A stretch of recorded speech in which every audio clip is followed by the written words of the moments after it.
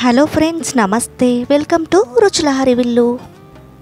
ఈరోజు మన ఛానల్లో స్పెషల్ మిగిలిపోయిన దోసల పిండితో ఊతప్పం తయారీ విధానం. చాలా టేస్టీగా ఉంటుందండి. ఈ ఊతప్పం తిన్న కొద్దీ తినాలనిపిస్తుంది. పిల్లలైతే మరీ ఇష్టపడతారు. చాలా హెల్తీ కూడా. మరి తయారీ విధానం చూద్దాం. ఇక్కడ నేను ఒక 2 కప్పుల వరకు దోసల పిండిని తీసుకున్నాను. ఈ దోసల పిండిని మరీ లూజ్గా కాకుండా ఈ విధంగా ఇలా కొంచెం థిక్గానే తీసుకోండి.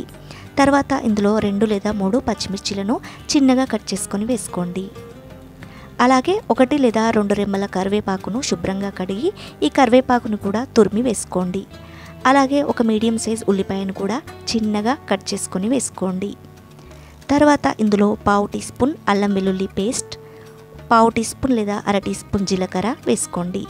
అలాగే మీ రుచికి తగినట్లుగా ఉప్పు వేసుకొని కలుపుకోండి. ఎప్పుడు రొటీన్గా దోశలు కాకుండా ఒక రోజు దోశలు, మిగిలిపోయిన పిండితో మరొక రోజు తెల్లారి ఊతప్పం ఇలా చేసి పెట్టండి. పిల్లలు ఇష్టంగా తినేస్తారు. తర్వాత స్టవ్ ఆన్ చేసి ప్యాన్ని పెట్టి ప్యాన్ వేడి చేయండి. అలాగే ఒక కప్పులో నూనె తీసుకుని ఉల్లిపాయను కట్ చేసుకుని ఈ విధంగా చాకు సహాయంతో స్ప్రెడ్ చేయండి. ఇలా చేయడం వలన ఈ ఊతప్పం కానీ దోశ కానీ చాలా ఈజీగా వస్తాయి. ఇప్పుడు కావలసినంత పిండిని వేసుకోండి. వేడి పెనం పైన చక్కగా నూనె రాసి ఉల్లిపాయతో నూనె రాసి ఈ విధంగా ఊతప్పాన్ని వేసుకోండి. గరిటెతో వేసుకొని బాగా స్ప్రెడ్ చేయొద్దండి. ఇలా మందంగానే వేసుకోవాలి.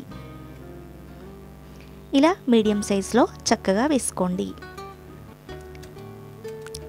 స్టవ్ని మీడియం ఫ్లేమ్లో పెట్టేసుకొని చక్కగా కాల్చుకోండి. అలాగే 1 టీ స్పూన్ లేదా 1/2 టీ స్పూన్ అంతా నూనె వేసుకోండి. మూత పెట్టకుండానే వీటిని కాల్చుకోవాలి. ఇలా బబుల్స్ లాగా వస్తుంది చూసారా? ఇప్పుడు నిదానంగా తీసి రెండో వైపు కూడా కాల్చుకోండి. చూసారా ఈ ఊతప్పం ఎంత చక్కగా రెడీ అవుతుందో? ఒకవైపు చక్కగా కాలింది కాబట్టి రెండో వైపు మరీ ఎక్కువగా కాలాల్సిన అవసరం లేదు. ఇలా లైట్ బ్రౌన్ కలర్ వస్తే సరిపోతుంది.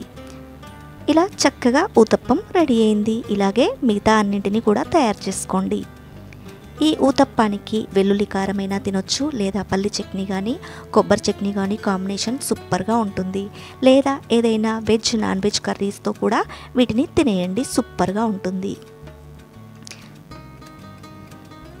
ఎంతో tasty and healthy breakfast uttapam ready అయింది. మిగిలిపోయిన దోశ పిండితో ఇలా ఊతప్పాన్ని మీరు కూడా తయారు చేసుకొని ఎంజాయ్ చేస్తూ తినేయండి. పిల్లలకు చేసి పెట్టండి, ఇష్టంగా తినేస్తారు. మరి ఈ వీడియో మీకు నచ్చినట్లయితే ఒక లైక్ చేసి షేర్ చేయండి. నా ఛానల్ని సబ్స్క్రైబ్ చేయండి. Thanks for watching.